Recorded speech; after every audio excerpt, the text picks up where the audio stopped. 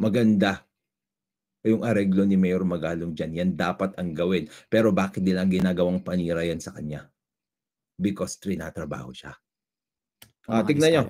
Opo, batid po natin at kinikilala po ng Pangulo ang ambag o naging ambag po ni Mayor Magalong at siya po ay tinalaga bilang special advisor. So liliwanagin po natin, ang pagtalaga po sa kanya ng Pangulo ay bilang special advisor at hindi po lead investigator or in any other form na pag-iimbestiga. Hindi po siya...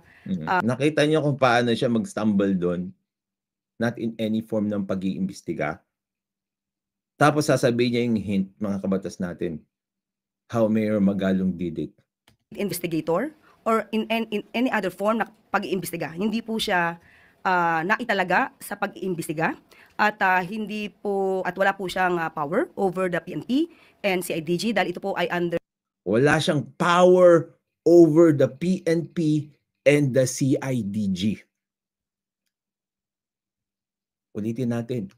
Yun ang gusto kong pag-focusan nyo muna ngayon. Bakit special mention yung CIDG at PNP? Sige nga mga kabatas natin.